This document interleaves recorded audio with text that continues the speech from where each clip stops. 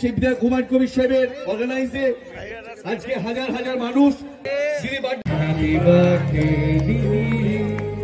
Happy birthday dear দিদি happy birthday to you happy. দলীয় নেত্রী মমতা বন্দ্যোপাধ্যায়ের জন্মদিনকে কেক কাটলেন ভরতপুরের বিধায়ক হুমায়ুন কবির। 4000-এর বেশি দলীয় কর্মীকে নিয়ে পিকনিক করলেন।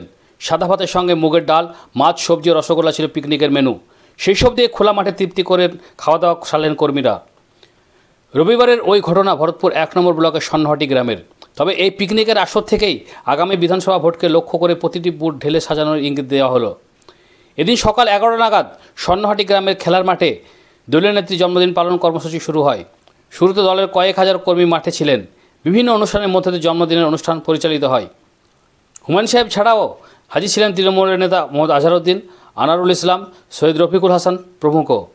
এরপর প্রায় 5 কিলোগ্রাম ওজনের একটি সাদা নীল কেক মঞ্চে আনা হয়। হুমায়ুন সাহেব সেই কেক কাটেন।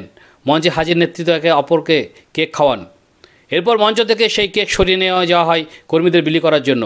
এদিকে জন্মদিনের অনুষ্ঠানের পর শুরু হয় পিকনিকের খাওয়া দাওয়া। দলের কর্মীরা ওই মাঠের মধ্যে সারি দিয়ে বসে পড়েন। সেই সময় কর্মীদের সংখ্যাটা তত্ত্ব করে বাড়তে থাকে। মেনু অনুযায়ী প্রথমে সাদা ভাতের সঙ্গে মাছের মাথা ভাঙা মুগের ডাল দেওয়া হয়, পরে বাঁধাকপির তরকারি ও এরপর মাছের ঝোল, সবশেষে 2টি করে খেজুরের গুড়ের রসগোল্লা দেওয়া হয়। পিকনিকের সময় যেন উৎসবের মেজাজ ফুটে ওঠে। এমনকি উৎসাহিত হুমায়ুন সাহেবও বালতি হাতে পরিবেশনে নেমে পড়েন। বিকেল 4টে পর্যন্ত চলে খাওয়া দাওয়া। এ বিষয়ে হুমায়ুন সাহেব বলেন, বহু বছর ধরে আমি যেখানেই থেকেছি আমাদের নেত্রী জন্মদিন পালন করেছি। এবছর একটু বড় আকারে হলো এই যা। নিতান্ত সাদামাটা খাবার ছিল। মাছ ভাতের মধ্যে দিয়ে দিদি জন্মদিন পিকনিক সারলাম। যদিও মঞ্চে বক্তব্য রাখার সময় তিনি বলেন, আগামী বিধানসভা লড়াই এই মাঠ থেকে শুরু করলাম। কোনো বিভাজনের রাজনীতি না গিয়ে এলাকার প্রতিটি বুথে কোমর বেঁধে লড়াই করতে হবে আমাদের। প্রয়োজনে প্রতিটি বুথে নতুন করে কমিটি তৈরি করা হবে। দৃষ্টান্ত এমন হওয়া উচিত যে আগামীতে এই এলাকা গোটা জেলাকে পরিচালিত করবে।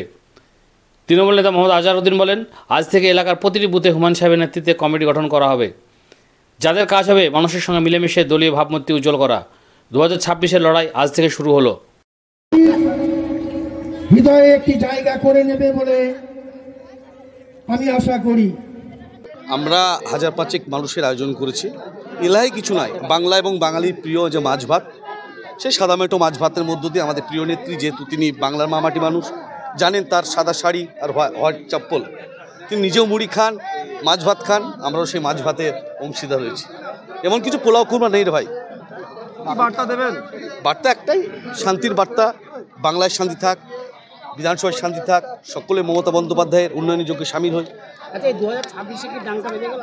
অবশ্যই বিধায়ক হুমায়ুন কবির নেতৃত্বে ভরতপুর বিধানসভায় আগে থেকেই রেডি, এবং সামনের মাস থেকে আমরা আপনাদের আশীর্বাদ দোয়াই আমরা বিধায়ক হুমায়ুন কবির সামনে রেখে বুথ ওয়াইজ সংগঠন তৈরি করবো আবার নতুন করে, নতুন উদ্যমে। এটা আমার জানা না, এটা এখন সম্ভব সংগঠন তৈরি করার সংগঠন দুর্বল আছে না, সংগঠন দুর্বল, মজবুত থেকে মজবুত তর করার লক্ষ্য বিধায়ক হুমায়ুন কবির সাহেবের নেতৃত্বে। কোথাও যেন কোনো ভূত থাকি না থাকে, এটাই। আপনি বললেন যে বক্তব্যে শুনলাম যে ভেদাভেদ ভুলে আমরা একত্রিত হয়ে সংগঠনটা একদম একদম, কিন্তু ব্লক সভাপতিকে দেখা যাচ্ছে না, আসবে আজ নয় কাল, প্রবলেম নেই, আমরা সবাই ইউনাইটেড। বিধায়ক বন্দ্যোপাধ্যায়ের জন্মদিনটা আমরা অনেক দিন থেকেই করি। আমার একদিন আগে 3 তারিখে বার্থডে ছিল, সেটাও যেমন করি। একই পাশাপাশি মমতা বন্দ্যোপাধ্যায় যখন তৃণমূলে ছিলাম তখনও করেছি, তৃণমূলের বাইর করে দিয়েছিল, তৃণমূলের বাইরে ছিলাম তখনও করেছি।